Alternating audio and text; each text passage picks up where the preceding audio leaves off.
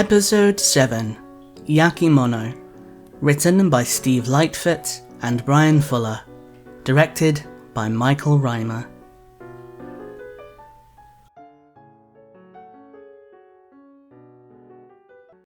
Welcome to Fate and Circumstance, a Hannibal fan podcast. I am your host, Felix Fanfaron Fern, and these are my co-hosts. Hello, I am said co-host, Melisa Suzan. And over to another co-host. Oh, yay, I got an introduction. I'm Shaira Bambi. So we'll start off with our shout-outs that we do every week. Tiny bit different today, because the one we're starting with was actually the winner of our giveaway recently. And it was funny because I used like a random generator where everyone's names went into them and then just a random name popped up. And it was weird seeing the name and Twitter profile come up and being all, I know who that person is. Aww. Yeah, it was lovely seeing someone I actually recognised. It's not rigged, we promise. It's not rigged. I don't know them well enough for it to be rigged. So first, just like, I know who you are, haha. But yeah, the first shout out is Tama, or Flesh Meats, who is normally, we tend to do like digital and traditional artists, but Tama makes amazing Hannibal plushes. I want one so bad. I want to, at some point, I am going to commission one because I adore them. They're so sweet. I want Mr. So Handy. cute. Can we get a life-size one of Hannibal, please? That would be amazing. That would be so expensive. I was going to say, that would take forever. You better be ready to pay like 10 grand. It would take forever. It's fine. We'll fund Tama's like lifestyle for like a year. It'll be great. Right. Tama does like Hannibal Extended Universe ones as well. So other Hugh Dancy, Les Mikkelsen characters from other films. Yeah, they're super cute. They're incredibly well made. I saw at New York Comic Con recently, a bunch of people had their new Hansi plushes with them at the con. Wow. So there's also a bunch of photos of Hugh and Maz with the plushes, which are super cute. Oh my gosh, that's so cool. It's really sweet. So highly recommend following them, checking their Etsy store and maybe commissioning them. And then our second shout out is Monkeys Comics, who I own a lot of stickers of. So Monkeys Comics is incredibly sweet and creates these really adorable little sticker sets of both Hannibal and Will, and sometimes like little themed sets. So they do like Halloween sets, and everything is packaged really beautifully. They do all their own custom packaging. They also like hand create their own ink stamps, which they use with like letters and stuff. Also, I am convinced that Monkeys Comics is secretly Hannibal Lecter, because when I saw the way that they had written my address on the envelope, their handwriting is the most beautiful penmanship I have ever seen, and it looks like Hannibal's writing, and it's so gorgeous. That's very cool. It's so sweet. Highly recommend checking out their Etsy and getting some stickers, and they're just a really nice person as well. If you are secretly Hannibal, call me. Oh my god! Hit me up. Jump into my DMs. One of my favorite stickers I've got in my scrapbook from them is just a little gravestone, and it just says Will's heterosexuality on it. Amazing. So good. Our normal first question, which is, what did you think of the episode? I'm so sad. Why is everyone I love? As soon as I love someone, they think they're taken from me. I'm pissed off. Yeah, valid.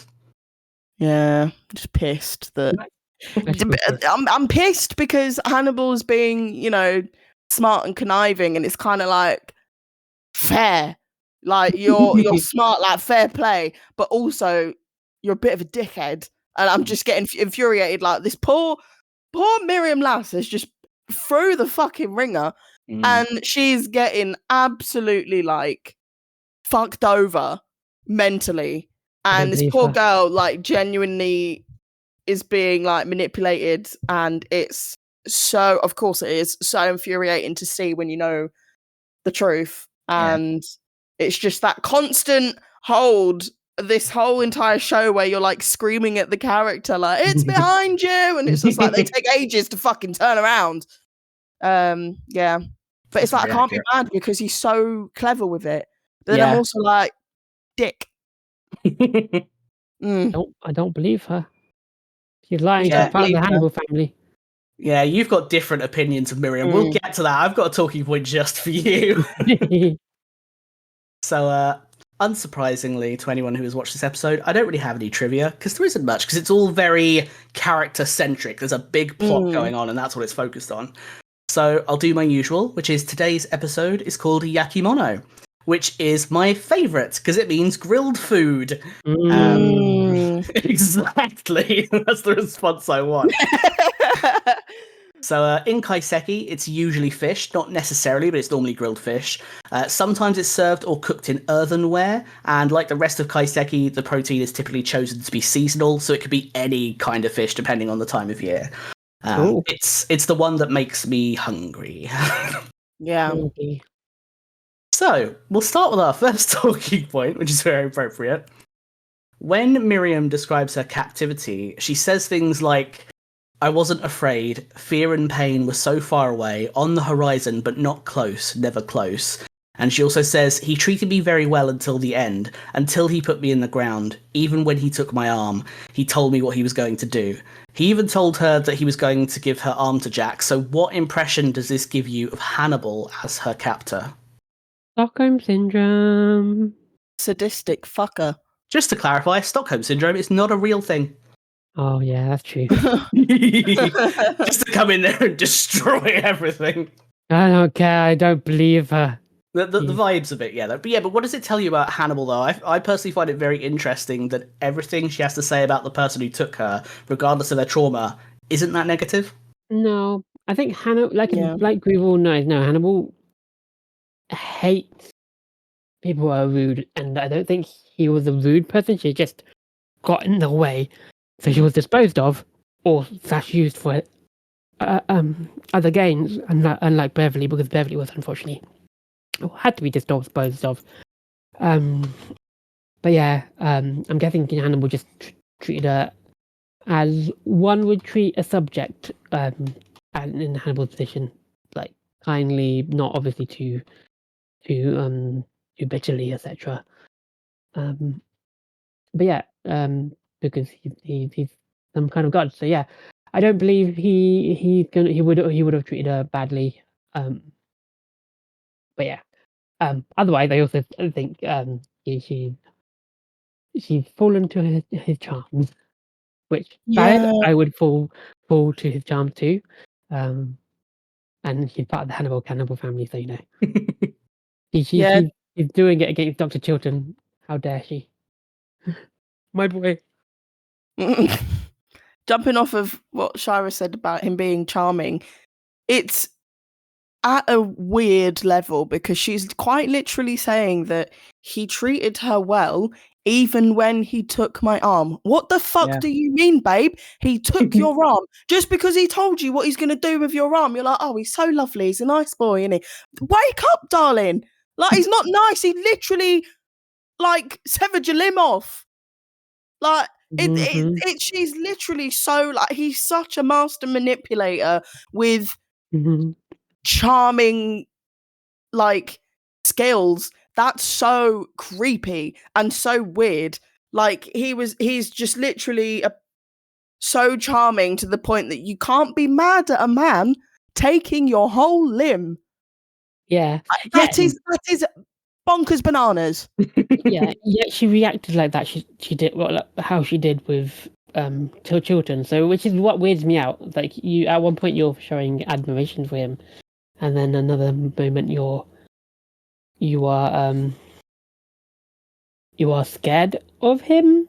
Like, I think that was also more to do with the fact that, assumingly at that point she would have been like very like hypnotized and stuff. She's out of his charm and out of his like control. So maybe it was just like her visceral reaction to apparently like what she believes is seeing this guy. So she didn't know how to react and respond. Like, her taking the gun and shooting was so quick, you barely even like clock it even happening.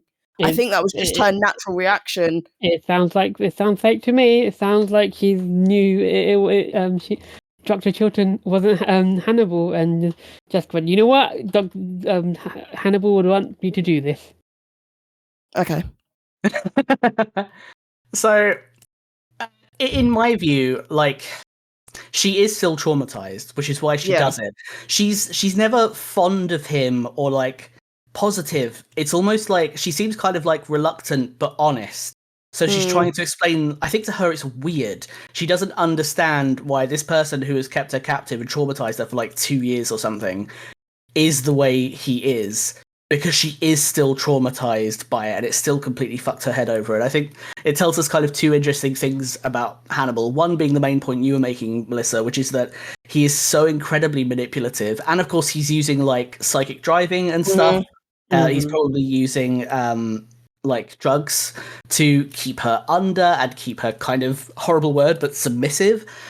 So he's always going to have the advantage no matter how he's treating her. So he probably has a better hold of giving her a particular image about himself. Yeah, exactly.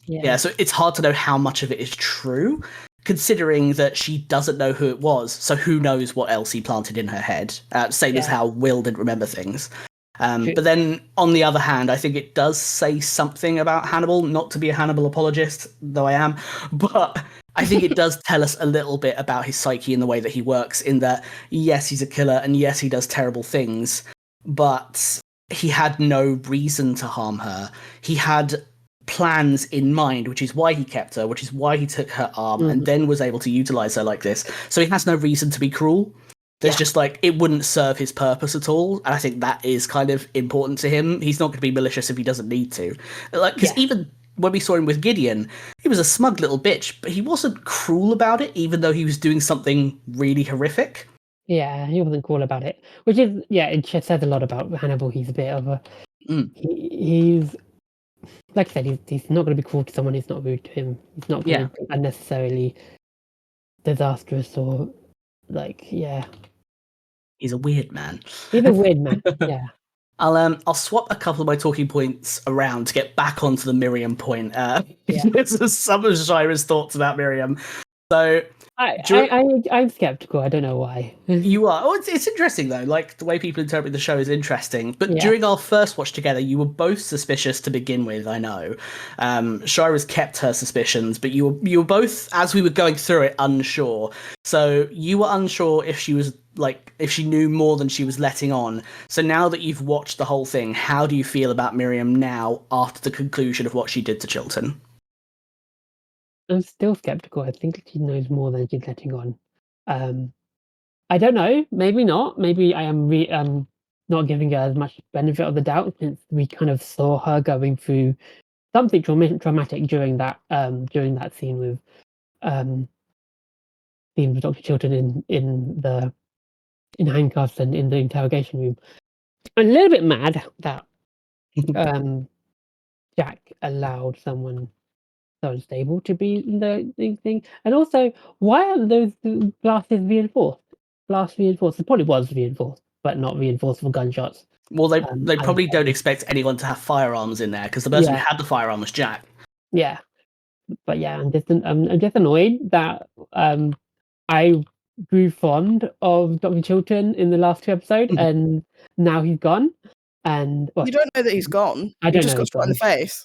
Yeah, we know he got shot in the face. That's all you know. Yeah, but I'm still upset. And maybe that's probably why. And I do give her a bit of the benefit of the doubt. She was traumatized. She was under the manipulation of a very manipulative person who is Hannibal.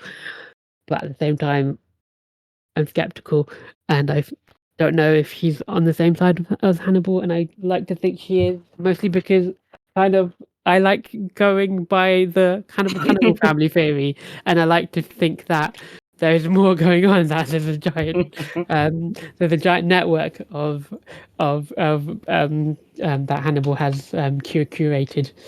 I could say of people, because he's not human, so he's very unhuman.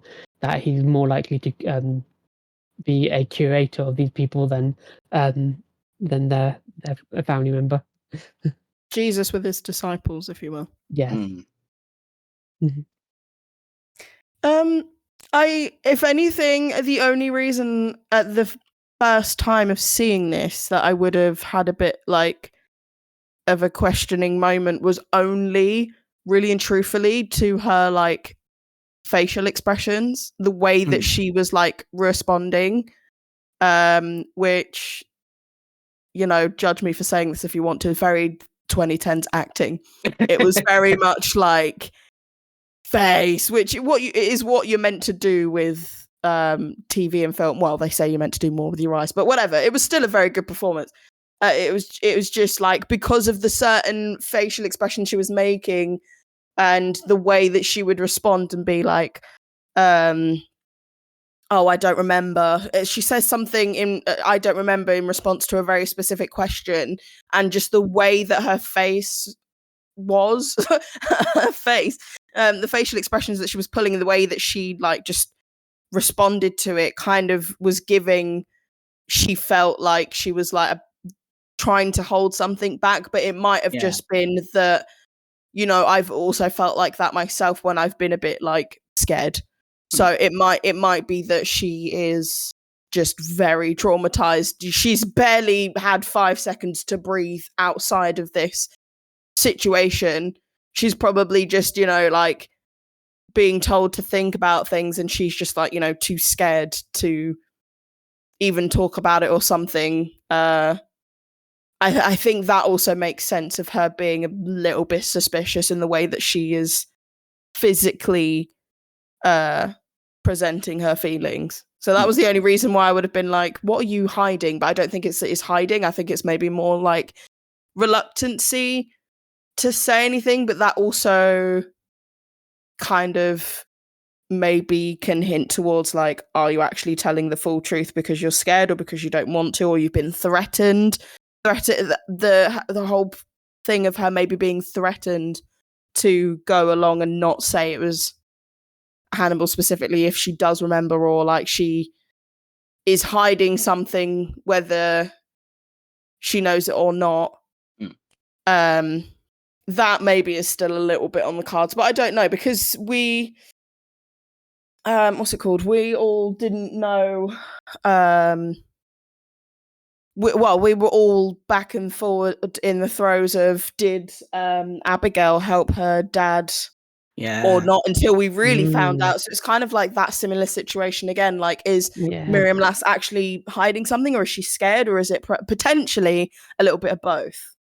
I don't think that her maybe not saying the full things of what she does know, but I think in terms of quite literally who the Chesapeake Ripper is to her or not is definitely legit, because of the way that Hannibal uses psychic driving. So long-winded to say that I had suspicion over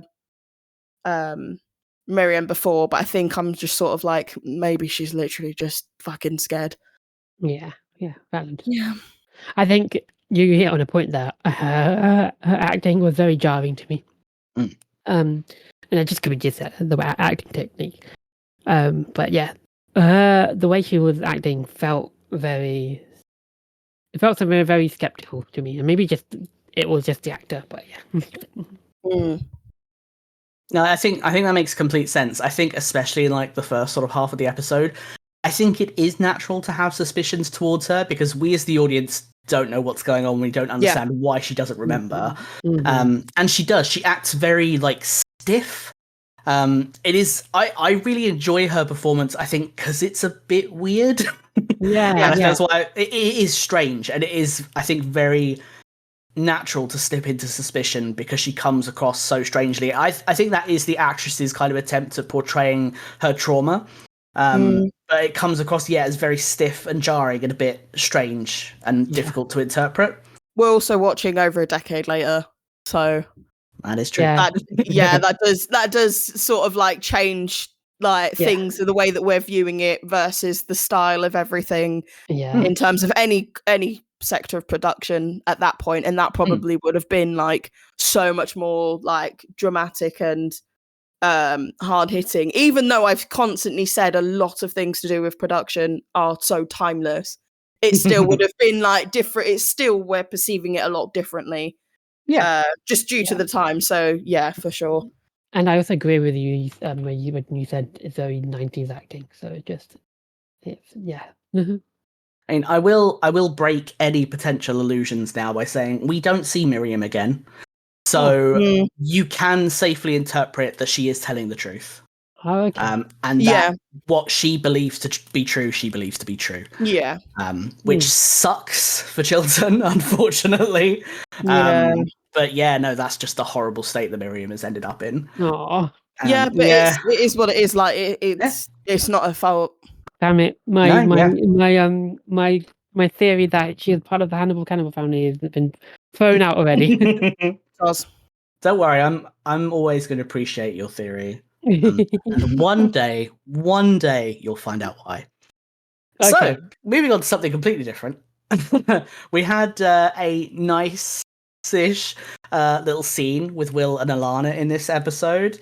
On the nice side, we get to see Will with the dogs again, which is it's so cute. It's so sweet.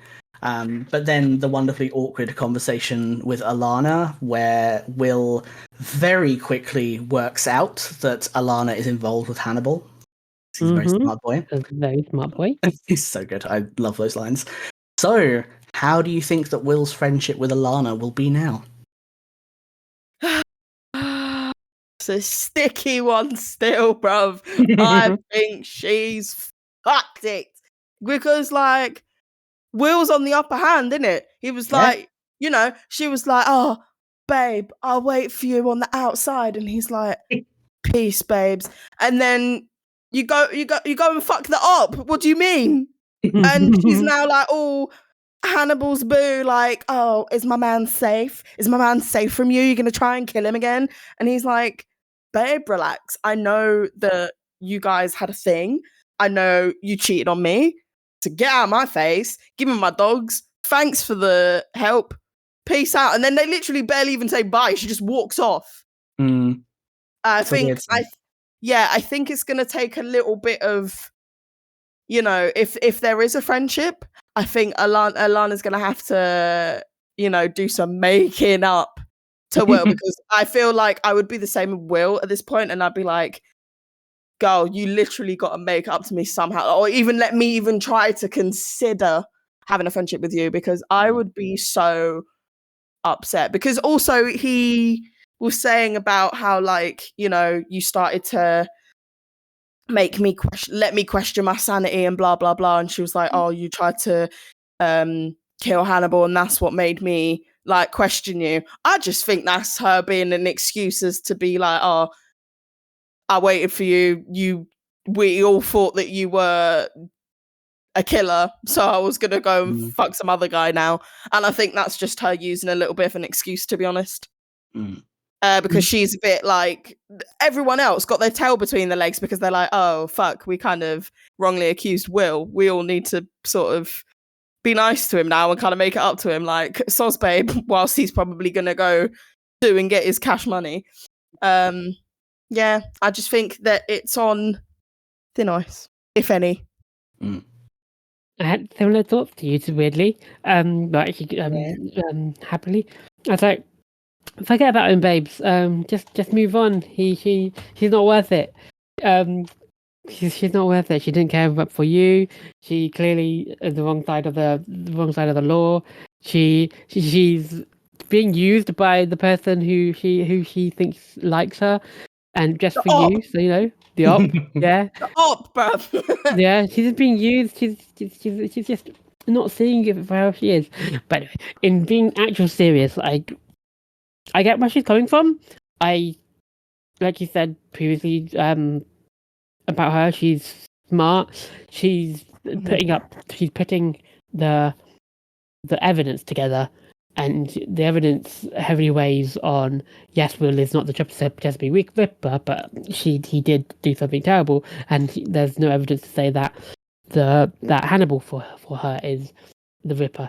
So, and with her relationship with Hannibal, she's clearly going to choose Hannibal over Will, which upsets me, because I'd like to think that I would, even though someone's close to me, I would go with my knowledge of how people work, and I feel like I would be able to see that Will was genuine, where at least had genuine concerns about Hannibal, and I'd at least be skeptical about that, and I feel that would be my way of helping Will.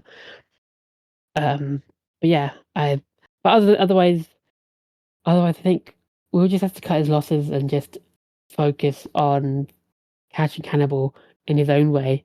I think he is, though. I think he's the one that's on. Yeah. He's obviously the one on the upper hand. Yeah. Because he's the one that's been wrongly accused. I think he is on that focus of like, I'm going to do me. I'm going to focus on work and building myself up. And this is Alana being like, oh, I'm so sorry, darling. Please take me back. Well, not take me back, but like take me back in the friend way. Please take me back, darling. I'm so wrong. I judged you. I shouldn't have judged you. And he's like, yeah. Are you caring about Hannibal's safety, like from me or for you? I was like, oh, I was like, bars. He spat some bars. So yeah, I think he is on that upper hand of like, I'm focusing on me. I'm focusing on the task at hand, which is catching this motherfucker. Yeah. But she's the one that's kind of like, friendship. I don't think she actually wants friendship. I think she's done with him, really. Yeah, maybe. But I don't mean, know. she'll eventually I feel like she'll try, because if we see about like how she was acting after the kiss and then being like, oh no, I can't do this. I think about you in a like a, I've got a, what's it called, professional curiosity about you. And he was like, shut up and kiss me, like shut up. And she was like, yeah, no, we can't do this. And then she goes and like starts flirting with me. I think she's gonna do the exact same shit again, and she's gonna try and act all friendly, buddy, like nothing happened. And Will's going to be like, yeah, okay, whatever. Like, I feel like we're going to get frustrated with her again. She's going to be like, oh, Will, like, and make a pokey joke. And I'll be like, you're fucking my op right now. Stop talking to me. That's what I think anyways. Valid. I like the way you think.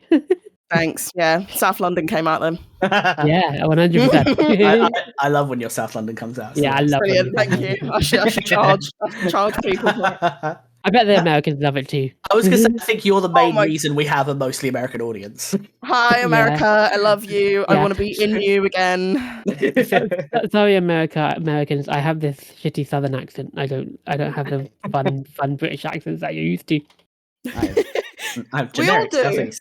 We all do. Yeah, we sound British. Doesn't matter what our accent is. Yeah. It'll be amazing to Americans. I mean, I can do a good Scouser, innit? Oh, accent. I mean, you said in it, which wasn't the most Scouse thing, but yeah. Anyway, thinking about Alana. I mean, I agree with you both. There's not much I can add to it. It's frustrating because she's a little bit kind of terse, a little bit tense with him in that scene where she's kind of only half apologetic and is very clearly more worried about Hannibal. And it's like, on the one hand, totally get it. She's very intelligent. Will did this terrible thing. But on the other hand, she thought he was a killer as soon as he was in the BSHCI. She didn't at first, before he was in there. But as soon as he was in, she believed he was guilty. And we know there's a reason for it. Because of the evidence, we understand why.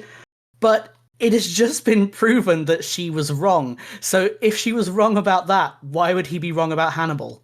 Exactly. Put two and two together. It's not that hard, right? Because everyone else it's Hannibal's world. Everyone is just hypnotized in it. He's manipulating, even if he's not using drugs or psychic driving. He literally has everyone under his thumb. So it's like to the point that everyone around him is manipulated. They can't even fucking fathom that it's probably him. I mean, Jack's sort of like peeking through the door. Yeah. But like, they're just all like, no, it can't be Hannibal. Like, you're wrong about this. But I'm like, bestie, when has he ever been wrong? Like, think about it. Seriously. Yeah. Wake up. Yeah, it's very frustrating watching people still not believing Will about something even now. It's like they will never learn.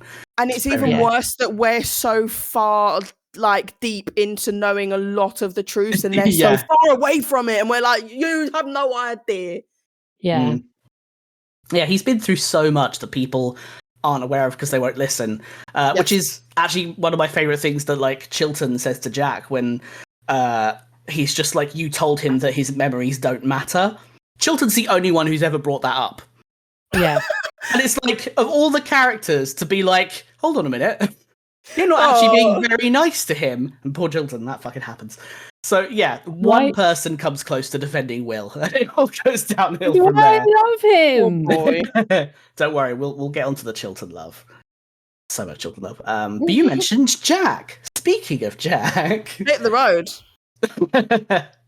So no. Until you believe it is Hannibal, hit the fucking road. Honestly.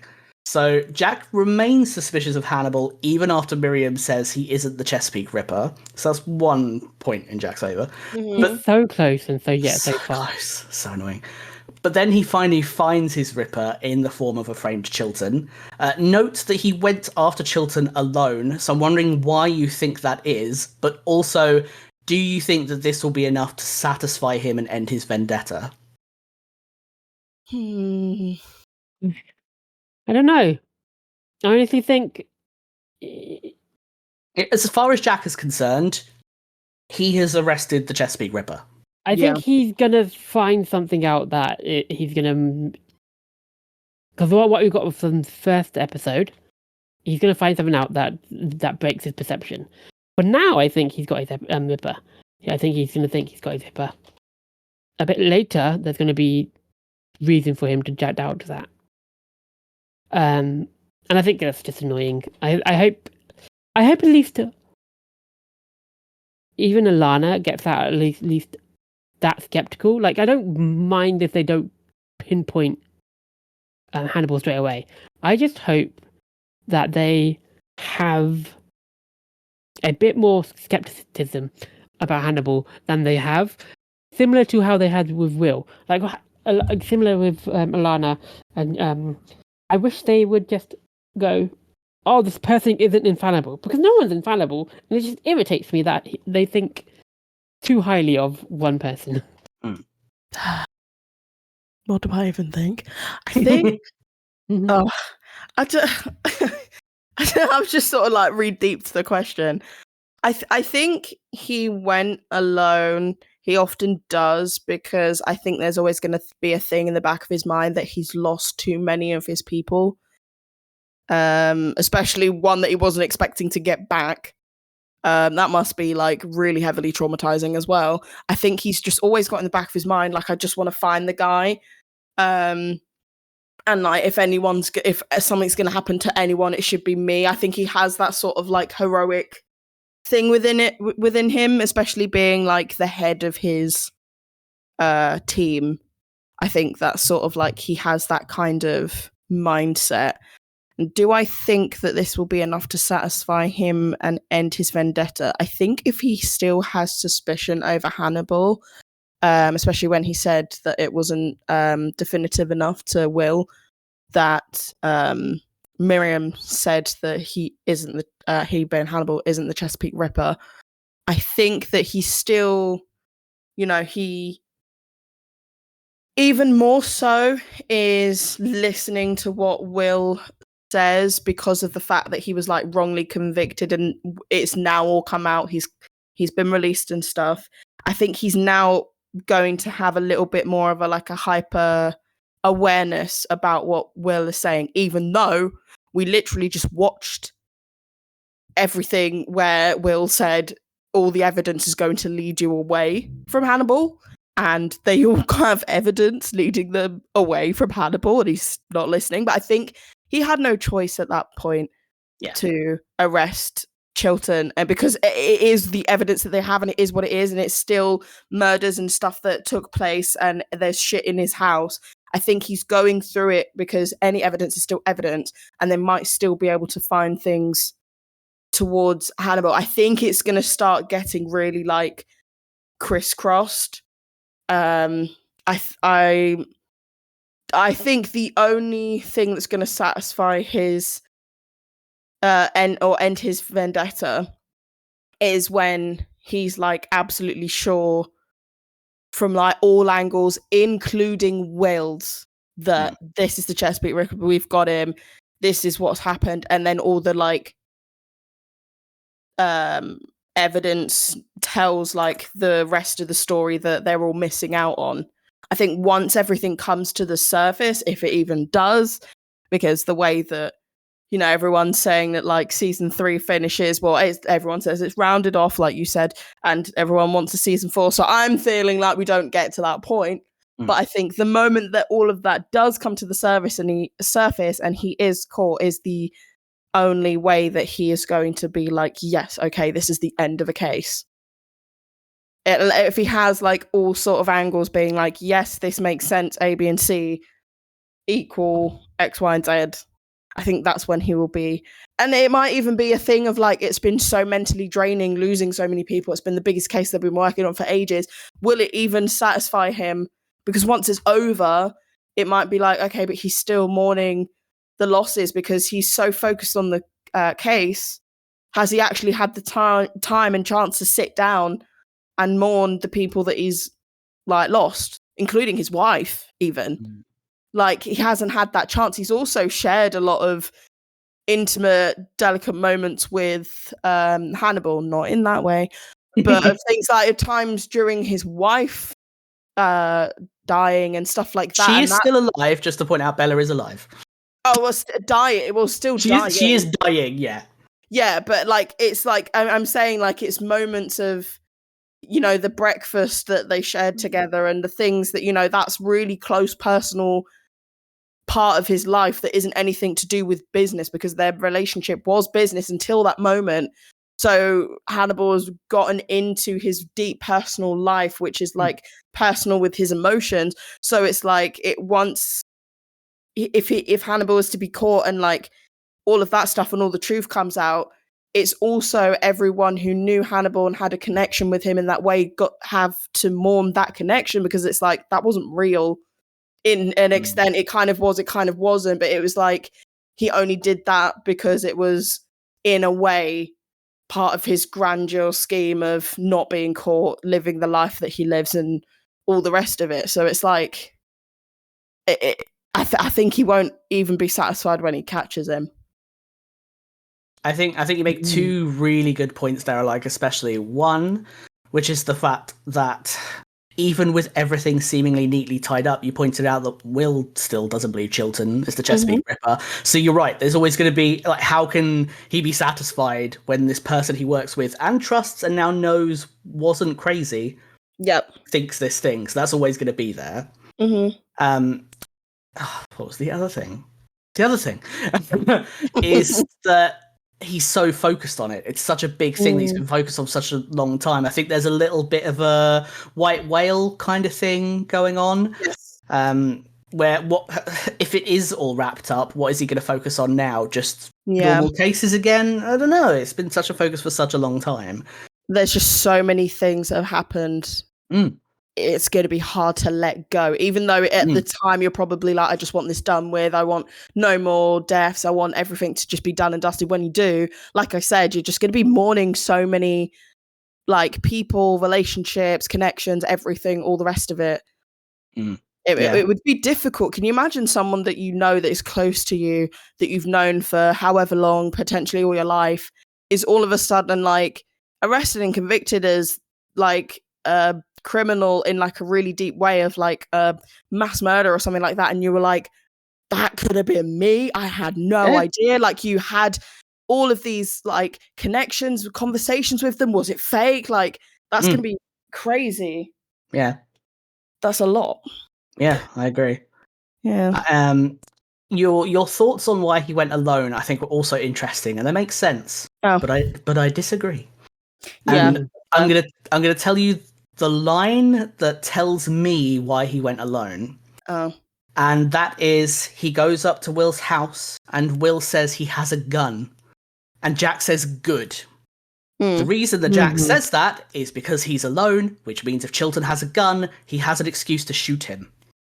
Jack went alone in case he needed to kill him, because he doesn't want to arrest the Chesapeake Ripper. He wants to kill the Chesapeake Ripper. Chilton was very lucky during that chase scene he did not get shot, because that is what Jack would have done if he had not surrendered and Jack still had some human empathy in him. It came very close to Jack killing Chilton. Which again tells us quite a bit about Jack. Didn't he try? He shot him. He did shoot at him, We don't know if they were meant to be disabling shots or if he was aiming at him. We don't know. But yeah, I think if Chilton wasn't Chilton and he hadn't thought to give up at the last second, he probably would have been killed by Jack. Yeah. I think so. Yeah, ultimately, that's what Jack cares about. I think in a normal case, Jack wouldn't do that, but the Chesapeake Ripper is different. That goes beyond just working for the FBI for him at this point. So that's fun. So... Roman Empire. Yeah, it is. It is his Roman Empire. Yeah, oh my god. So for our next talking point, Shaira pointed out during our first watch together that Will was able to use his pendulum to recreate the Tree Man crime scene in front of Jack, not needing people to leave like he would normally do. I theorized perhaps because he had no personal space in the BSHCI and he had to recreate crimes in front of Beverly and Hannibal there. But we've also seen him waver, like when he approached Hannibal in his own home with a gun, but ultimately decided not to shoot. And then later, we see him appear calm and collected as he requested to resume his therapy. So what kind of mental state do you think Will is in now that he has his freedom? He's still shaken. Like, it's a bit difficult to, like, come back from what he's experienced. It's going to take him a bit of time. And he's trying to figure out what he wants from it. And I think until the end of that episode, he didn't know. He doesn't know if he wants to. He doesn't know if he wants to kill Hannibal, or if he wants to get justice. And I think until he finally, towards the end of the episode, what he does to Dr. Chilton, which I'm upset about. Like, why didn't you just let the guy run? It might be the reason. It might be. I think the reason is because he was likely to get killed if he's about runs. I think he trusted in Jack that Jack maybe wouldn't shoot him. I think Will maybe had a little bit too much faith in justice in that moment. Yeah, way too much faith in justice. Which I kind of get. And he might have been safer, but I think he should have let him go. Like let the dude go. But yeah. But yeah, I don't think he was in the best place. He was out. No one trusted him. He didn't have anyone, and he was like, "Okay, the only way to end this was to get rid of Hannibal." At that point, I think now at this moment, towards the end of the episode, he's formulated a plan. He knows where he wants to go and what he wants to do, and that's to get close to the Ripper and reveal him from like the inside out. Because all the plans that he's done so far hasn't worked. Having a direct approach doesn't work. Killing him just doesn't give you the same satisfaction as catching him. So I think at this point he's stable. He's as stable as he can be, and at this point he's almost Hannibal, but the opposite of Hannibal, but still Hannibal. He is using the same kind of mindset as Hannibal to catch Hannibal. Yeah. I think he's a new bitch, like in the most cunty way possible. Like, there's no way that you are the same person. He is so cunty right now. Yeah, like there's no way. Yeah, so sure. cunty. There's no way that you're the same person after going through what he went through. Like I keep saying, it's like American Horror Story Asylum. Like once you're there, you're like, fuck, I can't get out. And that in itself drives you to a certain level of insanity. And I think I was noticing when he did his whole like imagining thing of the crime scene of what happened, I was saying to Kath that it was like almost a little bit elevated, like he's almost better at it. I think it was purposeful in the way that the camera shot and the way that it was like shown to us, like visually, it was like almost like so much better. It was like a level up, and I was like, he's even better at this because he was convicted as a killer. He almost did become a killer because it was at the point where I was like, I just want this brother dead. Like, I'm gonna set out like this guy that's in love with me to go and kill him. Like, I want this guy done. I don't care. Like, people think I'm a killer, let me be a killer. And he was just like in that mind to the point that he was about to be that person, because before he was just kind of pretending to the point that it was getting to him, and it was like a what's it called, Joker moment. But like it's now like he is a completely different person. He almost got there, like he was about to be a killer. Like arguably, it's like, you know, he still committed a crime because it was like attempted murder, like, but I think it was weird how that then made his whole thing better. Like it was just like the production of it was like, oh, this is a bit of a level up. Like it looked better. It looked like he was getting straight to the point so much easier. Like you said, like he doesn't need people out of the room anymore. It was I was just like, whoa, we've got a new Will. I mean, I'm not surprised, but fuck, he's better at this now. It was insane. He was so chill. He was just like, yeah, fuck it. Close my eyes. I'm the killer now. Yeah. I was like, whoa, kind of sexy. I just thought of something. He also doesn't have encephalitis anymore. Nope. So No. it could be that now he's a bit more focused without that. He's a new bitch. He can have that kind of clarity and get to the point, and those problems he had previously doesn't affect him anymore. So yeah, I 100% believe that he's in this position where he's able to focus and put his mind to it a bit more. Our last talking point is we are finally talking about Chilton. So, because I know we had some different opinions from the last episode, but did your feelings about Chilton change from the last episode to this episode? And how do you feel about what happened to him? I started loving him from the first episode, from the last episode, and now I've loved him even more. And now he's gone. He's probably not gone. We don't know yet. But yeah, I'm heartbroken because everything I love in this show dies. First Beverly. There was one person. And Abigail. You never expressed love for Abigail. Fuck off. Also, you don't know that Abigail is dead. There is literally nothing ever that indicates to her confirming that she is dead. Yeah. Apart from all of them saying that she's dead and the arterial spray. Yeah. I won't get on my Abigail soapbox. Anyway, but yeah, I wasn't 100% had love for Abigail, but I cared for her. But yeah, I cared for Dr. Chilton, and now Dr. Chilton has been framed / hurt badly and probably won't be in the mental asylum. Hopefully not. Hopefully they are. So they get at least some respite, whatever respite they can. But yeah, I've fallen in love with the sassy idiot, and now I'm gonna see less of him being sassy. So very sad. Yeah, I think I've just felt even more bad for him because he never was an evil or like horrible person. He just was like a bit cheeky and just like a little bit kind of bad stuff. I wouldn't say he's a bit cheeky. He did do a fair bit of bad stuff. He did fuck up Abel Gideon's life. Yeah. Yeah, okay. That was a bit shit. But like in terms of like, you know, being a murderer, but he kind of was just, I think, trying to, I don't know, I feel like he was just a bit of a lost boy. And I think when it come down to it and shit got serious, he was showing himself to be like any other human being and just being like a bit scared and a bit worried and wanting, you know, protection. Yeah, and I think I just feel bad for him because now I think he's just in a position which is like way bigger than him.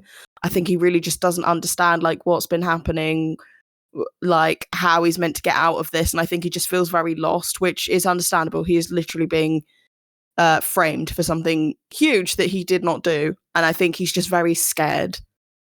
And because of that, I feel a lot of like empathy for him. I do similarly. I think he, unlike Hannibal and Will, doesn't show the same mental fortitude, and I feel very bad for him because I feel like he is going to suffer wherever he is. Yeah, I mean, he's not like, although he's consulted for them, he's not FBI. He doesn't really work with the FBI except for consulting. So I think you're right. I think he is in a much worse position to have something horrible happen to him. He's not like Will. Will suffered, but Will, despite his issues and the encephalitis, is very mentally strong. Mm-hmm. Whereas Chilton is this wimpy little narcissist. And I wasn't 100%, but I was fairly confident that you'd both come over to Team Chilton. I'm so glad you did. I think the show does a wonderful job at taking those last few episodes and building up his humor, building up his campness, and then humanizing him to us by showing how misplaced his intelligence is and how well it can be used if it's used correctly. And the sad fact that he is the only person we've ever really seen believe Will and speak to him like he believes him and defended him to someone else as well. Yeah. It sucks so bad, but it is really nice to see Chilton humanized. It's horrible that was all just preparation for us to feel terrible about something bad happening to him. Yeah. But yeah, I'm so glad with how the episode dealt with him and made him a far more nuanced character. I wanted to slip in an extra talking point, one I didn't put in but was thinking about whilst we were talking. Because thinking about it, it's quite a big thing. It's a big thing that happens in the episode, but I've not really focused in on it. So I wanted to ask your opinions of the final scene. How did you feel about Will's little makeover, turning up at his appointment time? Now, the show doesn't show it. Again, there's all these little details that are in the script that they omit. But when Hannibal is sitting at his desk, in the script, it shows him looking at Will's appointment time. Because he always does. So they took that out, and that is what he is literally waiting for Will. But yeah, he's wearing a nice shirt, and to be fair, to be truthful, he has worn that shirt before. He has worn it in season 1, but not by itself. So for some reason, he looks better dressed in this scene, because we always think of him as like wearing flannel, and suddenly he's not. But yeah, so which is why the fans call it the salmon shirt of seduction. And he's had a haircut, which the script confirms as well, but obviously he's had a haircut. He greets Hannibal arse first in the waiting room. Yeah. And he's incredibly coy and acting very different. So how did you feel about the resuming therapy scene? What? I think he's a smart man. That was some sexy twist. That was a sexy turn.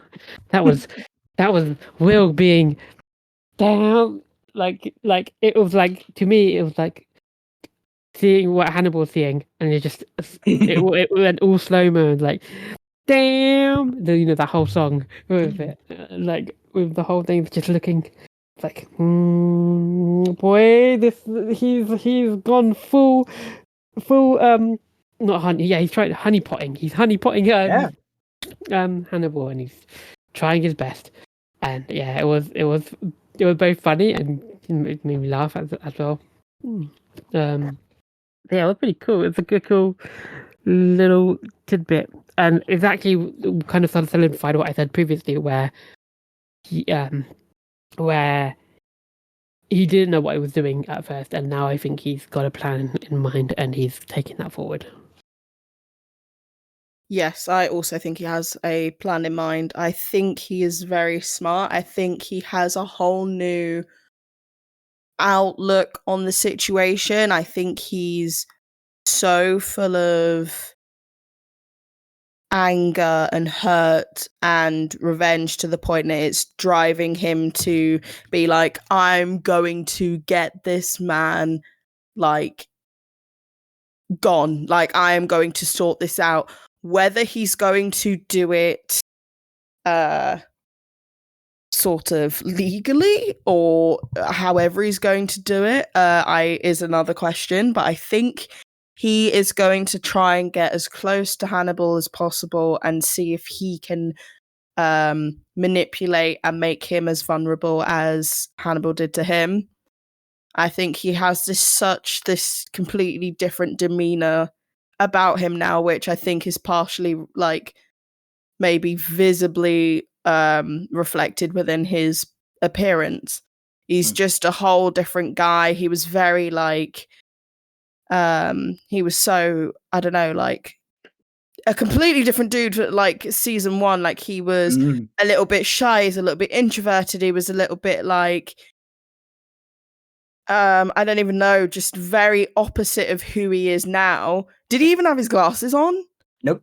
Yeah, he's like, I literally wear glasses myself. Not that he, you're about business with or without them, but he's the active like, nah, I'm taking these glasses off. I'm about business. New me, new year, new bitch. Like he is ready, and I think it's going to be very interesting to see what it is that he does to get to his ultimate end goal. Yeah, I think you both have the perfect read of that scene. We see him go through like a little process throughout the episode. He leaves, then he has his moment of getting shit out of his system when he's in Hannibal's kitchen. That's his immediate getting all of that pent up energy out, and it could have resulted in him shooting Hannibal, but it didn't. So that gives him a moment to reprocess things and change his tactic and think of something else. I think what he essentially does, I think his mind resets to what he said to Chilton when Chilton asks him why Hannibal isn't trying to kill him, and he says, because he wants to be my friend. And I think after the gun scene in the kitchen, that kind of clicks in his head, and he realizes that, yeah, that's not how you're going to win with Hannibal. Because he's right. Hannibal doesn't want to kill Will, so Will's not going to win by just cutting off the questions and getting just a simple, cheap, dirty revenge. That's not going to work, and he's not going to be satisfied with it. And I love that. So then, let's go on to our ending bit with favourite quotes. Yay, and it's me. So I don't have many favourite quotes today, although they're very quotable. Quotable thing. I think a lot of it was very serious, and there was a lot of things that happened that were like, okay, there's lots to pay attention to. There wasn't moments of funniness, I would say, or like humor, which is what I generally like to quote. But there are quotes. There are 2 quotes that I like to. One quote that I like to mention, and that's just because of Dr. Chilton and the actor. How the actor portrayed it, and the way his eyes looked at that time just gave me a bit more of kind of like, gosh, he is fearing for his life. And that quote is, "I would like to remain not dead for the foreseeable future." He is afraid of Hannibal, and rightly so, and he's trying anything in his power to feel safe and be safe. It's a good quote. Hello. Over to you, Melisa. Thank you very much, co-host. My favourite quote, are you ready? Is from Chilton. I'm our lord. And it is, the Chesapeake Ripper has set you free. Muzzle off. I just thought it was so fucking funny and so like random, because this guy is just full of jokes. He is a jokester. He is a funny, giggly, teehee man. And I just thought the random muzzle toff, I was just like, lol. Nothing. I can confirm the muzzle toff is not in the script, so I think that is a Raul Esparza line. Oh, really? That's so good. It's so funny. I was going to put that down as one of my favourite quotes as well, but I chose the other one instead. But yeah, good quote, good choice. Thank you. So I picked a quote, and I picked 3 more. Oh, nice. I'm gonna rapid fire them because they're just all lines I like. I'll start with the Dr. Chilton one just to join in with the team. Heck yeah. Which is the line, "Yes, I have an agenda, living." Another good one. My actual favourite quote of the episode is Hannibal asking, "Do you intend to point a gun at me?" And Will saying, "Not tonight." But 2 other quotes I like just because I think these 2 are important about Will. One is, "I have to deal with you and my feelings about you." Yes. And the other is, "I've changed, you changed me." Which is very in fitting with the whole becoming thing that has been going on. So, favourite moments? Yes, favourite moments. So my favourite moments also have the quote. It's the time where Frederick, Dr. Frederick Chilton fell down, and Hannibal goes, "Hello, Frederick," and then, oh my god, you see him. I just thought that was funny. That part made me laugh. That made me giggle. I don't know why I felt. Raoul does like great falling acting. It does do great falling acting, and that made me giggle because after the fall, I felt bad for him, but I also giggled at it. It was a good fall. And then the whole "Hello, Frederick," and he was like, "Oh my god!" As it is, he saw a monster, and obviously he's sawing a monster, but it was funny. Okay, that's my favorite moment. I would say honorable mention to the salmon shell with seduction as well. Hell yeah. And yeah, etc. But yeah, over to you, Melissa. Thank you so much. My favorite moment, my notes, I will read exactly. Badass Jack, you need a ride. Morpheus merch. I just thought it was. I just thought the energy where he was just chilling there by the stairs. You need a ride. I was like, oh, Morpheus, you're back. I missed you. I just thought it was really funny and really cool. I love that. I have another one. And the notes I wrote was Will meets with his babies again because he doesn't love doggies, and Will with his doggies. I thought it was very cute. He was so happy. That was a good scene. Oh, it's like the smiliest you see Will in the whole season. It's yeah. So sweet. Until he had this like little tiff off with Alana, but to be fair, he was being a badass bitch that he deserves to be. So that was also still a highlight. Good scene. Yeah. Yeah. Good scene. The dog's part was really, really cute. Hell yeah. My favorite moment is, for me, kind of predictable, which is just the entire. I've only just noticed what I've written. So I was just going to say the whole scene in the kitchen. What I've actually written is the entire kitchen gun scene, and I'm now thinking of the Peter Serafinowicz kitchen gun sketch. Yeah, amazing. So that's now going to be stuck in my head. Yeah, no, that entire scene is, because I'm a freak, incredibly sexy. So I love that scene. Also, the way that Hannibal flinches multiple times is so uncharacteristically not Hannibal. I can only assume that he's acting. Yeah. And I kind of love that. He knows that Will knows what he is, and he's still determined to pretend to be all meek and submissive and innocent. It's just like, no one is fooled. And I really enjoy that. But he's still determined to play it up, and it's so silly. I also want to give a special shout out to the salmon shirt. There's too many consonants. Salmon shirt of seduction. There we go. The salmon shirt of seduction. As everybody should. It's so hard to say. Next episode predictions. Whoop whoop. So my next episode predictions. I still don't know where we're going with it. There's it's Will's out. He's in therapy. There's no clear kind of where it's going next, so I'm just gonna go Chilton is alive, so is Gideon. That's more hopeful than it should be, because we saw him flatline. We literally saw his flatline. But I'm gonna still say it. So is Gideon, so is Abigail, and also the Hannibal family will continue to grow. I did put in my notes first Miriam, but you just blew that out this episode. That Miriam isn't coming back. So first, I'm here to destroy dreams. Another episode, another character, then Alana will join in the family, and the Hannibal family, and eventually Will. Maybe Chilton will get involved. I don't think he can eat meat anymore, but you know. They're gonna have like great reunions and like Christmas parties and stuff, because that family's getting big.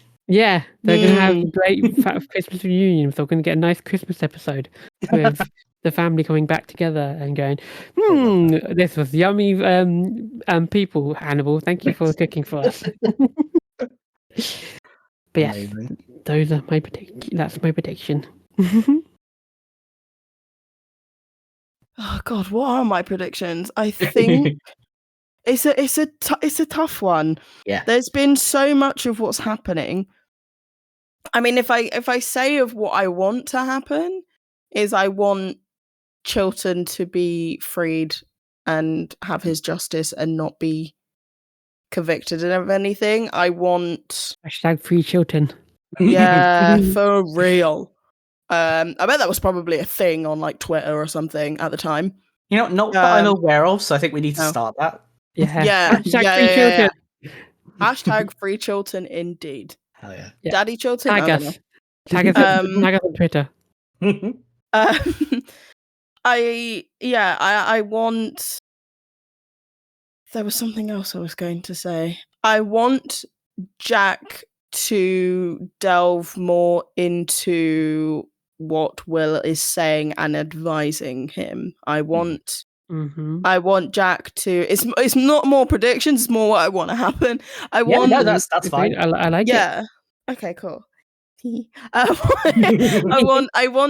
want Jack to sort of be pulled back in line and not be whisked away by the quote unquote evidence that is taking him away from Hannibal. I want him to remember everything that quite literally just fucking transpired and listen to Will a little bit. Because he literally did say that you will get strayed away from. I don't even think he said Hannibal. I think he said from the Chesapeake Ripper. It's very interesting how they keep going in between Chesapeake Ripper and Hannibal. But yeah, I want Chilton to have his justice, and I want Jack to snap back to reality. Oh, there goes gravity. Whatever the rest of the song is. Mum spaghetti. Mum spaghetti. I was about to say that. Oh my god. Beautiful. I love how we both think. Yeah. Dorks. Yeah. We are dorks. Yeah, it's all very valid. My next episode prediction is that Hannibal will send Will a formal letter of complaint that he didn't request to see his own personal barber before deciding to undergo a slutty makeover. What the fuck? Your predictions never come true. Don't say that. I think I say it's 100% accurate. Are you ready for my sign-off? Always. Yes, you teasing bastard. My sign-off this week is pretty overt. Or it is to me. I'll understand it and you won't, which is great. Ooh. So my sign-off is, this turducken is the worst thing I've ever seen. Who is in that horse? Fate and Circumstance is an independent podcast brought to you by Felix Fanfaron Fern, Melisa Suzan, and Shaira Bambi. You can find and follow us on Twitter and Tumblr at HannibalPod. We are fans of the show NBC's Hannibal and do not own the rights to any of the materials discussed, merely appreciators. The music used in this podcast is Tchaikovsky's Op No. 40 Waltz by Kevin MacLeod, licensed under Creative Commons by Attribution 4.0 license. Thanks for listening.